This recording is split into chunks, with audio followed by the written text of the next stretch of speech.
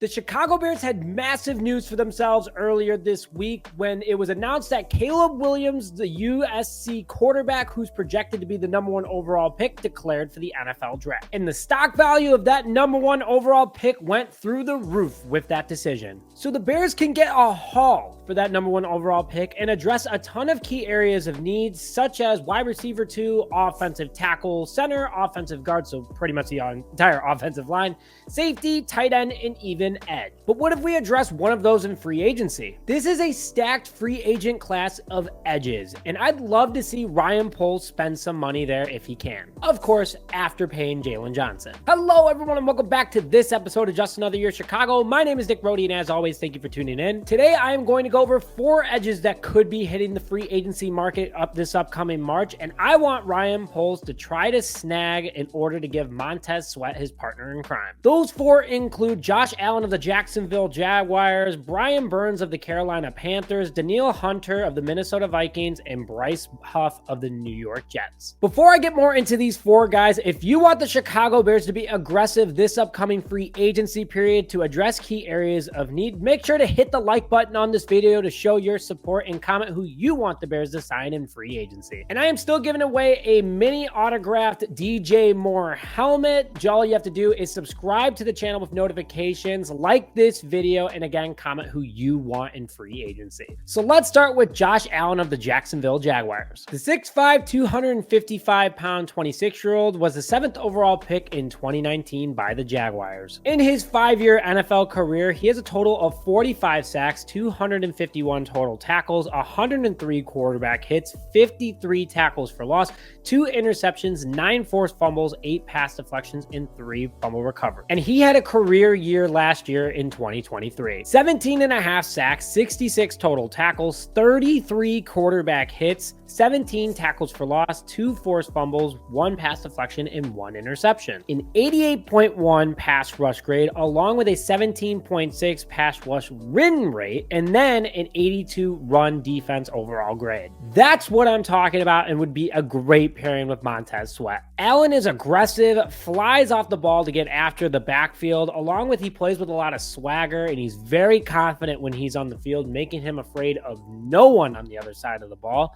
and knows where to be at all times with his great vision and agility. There's one thing that scares me though. He didn't have these major stats like this and since his rookie year, and it was, of course, during a contract year. So it scares me a little bit that he could be after the bag. Not only that, but his projected contract, according to PFF. 4-year, $110 million contract, making that $27.5 million annually and $85 million guaranteed. That's a lot of cap taken up. He's a baller, no doubt. But will Ryan Poles be reaching into the bucket and putting it all in on his edges? I don't know. You do have to potentially pay Justin Fields if you stick with him in a couple years, or if you bring in a veteran quarterback, or if you draft a rookie, you're going to have to pay them at some point. I would do the same exact contract as Montez Sweat, though. I mean, if you can get Josh Allen for that, whew, yes, absolutely. Let's go to the second guy, though, that we're going to talk about today, and that's Brian Burns from the Carolina Panthers. The 6'5", 250-pound 25-year-old was the 16th overall pick in the 2019 draft from the Panthers out of Florida State University. He is a 2-time Pro Bowler with a career of 46 sacks, 246 total tackles, 95 quarterback hits, 59 tackles for loss, 13 pass deflections, 8 forced fumbles, and 2 fumble recoveries. And in 2023, he had respectful stats, but actually it was lower than his 2022 stats. In 2023, he had 8 sacks for 50 total tackles, 18 quarterback hits, 2 pass deflections, 1 forced fumble, and 1 fumble recovery. Still impressive nonetheless. A 75.3 pass rush grade, along with 11.2 pass rush win rate, which was kind of small in my opinion, and also a 57.7 run defense grade. I was honestly expecting better considering the way that we've talked about Brian Burns in the past, but again, he had an off season for himself. So, you know, the Panthers weren't good, but their defense wasn't the problem, but something to definitely keep an eye on when considering contract negotiations. He is a fast and aggressive player, though. He is a quarterback's nightmare, whether he's by himself or if you paired him with Sweat. So something to consider that he didn't have a lot of help in Carolina this past year and still had, 8 sacks, which is pretty impressive, but something to just keep in mind. His projected contract at the moment is between $22 and $24 million per year. So a little bit less than Montez Sweat. But again, having that year where he regressed a little bit, but also having DJ Moore on the roster, his former teammate, could be a good negotiating tactic. He sees what the Bears are doing. He sees where they're about to be. They're young. They're about to take off, and they still have that number 1 overall pick. Who knows what they could do, but also Burns might be attracted to come to Chicago. And the third guy I'm going to go over, pretty familiar with the NFC North, is Danielle Hunter from the Minnesota Vikings. 6'5", 263 pounds, 29 years old right now, will be 30 at the beginning of next season. He is the old man of the group that I'm going over. He was the 88th overall pick in the 2015 draft by the Minnesota Vikings out of LSU. A 4-time Pro Bowler with the Vikings, has a career 87.5 sacks, 462 total tackles, 134 quarterback hits, 108 tackles for loss, 11 forced fumbles, 8 pass deflections, and 4 fumble recoveries. But Hunter ages like fine wine because he had a career year this past year at 29 years old. 16.5 sacks, 83 total tackles, 23 tackles for loss, 22 quarterback hits, 4 forced fumbles, and 2 pass deflections. Very impressive season for the veteran. He is a big, strong edge that bullies any offensive tackle that's across from him, and he's fast off the edge as well. So he will be 30 at the beginning of next season.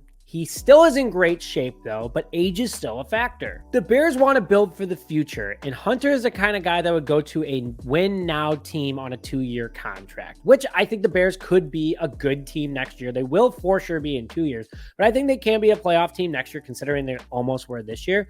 But unless the Bears do take an edge to develop, they're not calling Danielle Hunter. But if they do, I would sign him to a 2-year, $40 million contract if the Bears are in win now mode. Pair him with Sweat for the next 2 years out of Sweat's next 4 years, along with develop Sweat, give him a couple pointers, and then whoever they take in the draft, who's going to be with Sweat those final 2 years of his contract, just could be a great mentor, but a strong piece to this defense, kind of like Julius Peppers was when we brought him in the early 2010s. And the final guy, the young guy, the cheapest guy, but the most effective this past season out of almost all the guys, is Bryce Huff from the New York Jets. Some people might be going, who? But the 6'3", 255-pound edge is only 25 years old and has a chip on his shoulder when he plays. The undrafted free agent out of Memphis in 2020 had a career year last year with the Jets, and everyone's been put on notice. In 2022, he started to turn it up with the Jets with 3.5 sacks, 10 quarterback hits, and 2 tackles for loss. Not bad for a depth guy. But when given the starting call for the Jets this past year, 10 sacks, 21 quarterback hits, 10 tackles for loss, 29 total tackles, and 1 pass deflection. That's why he put everyone on notice. And his win grades as an edge, the best out of all these guys. 90.1 rush grade, 23.1 pass rush win rate, and a 45.2 run defense grade. So not good against the run, but that's why you have linebackers for, especially our awesome linebacker group. But wow, that pass rush grade at 90.1 was not expecting that when I was researching this guy. His playing style is fast and strong for considering he's the small edge rusher out of this. He takes advantage of that. Great moves to get around tackles, quick off the snap, and he doesn't let anyone get away from him. PFF has him at only a 3-year, $40 million contract. I would sign him tomorrow if I could. The cheapest out of the bunch, but because he only has 1 year of proven, activity, but man, what a year it was. In a 3-year, $40 million, not bad at $13.3 million a year. And again, Bears might still take an edge in the draft, so there would be a hell of a rotation with Montez Sweat, DeMarcus Walker, Bryce Huff, and then whoever they draft. That would be crazy on the edges. I like this guy. Out of all of them though, honestly, I'm taking Danielle Hunter. I know I kind of hinted at maybe he's not the move for the Chicago Bears, but that mentorship, that ability, knowing the North, whenever we bring in Vikings players too, they're not like Packers players who underperform. They do always perform. I really, really like Danielle Hunter. I think he's worth the money. I think he's worth the mentorship because I think the Bears are going to trade back to number 1, get a haul, and end up getting an edge rusher. But then if it was number 2, it'd be Bryce Huff. I mean, the guy's worth every single dollar, plays at these guys' level, overall good ball player. But let me hear your thoughts in the comment section below, guys. Thank you, as always, for tuning in to this episode of Just Another Year Chicago. My name is Nick Rody. As always, thank you for tuning in. Please like this video and bear down, baby.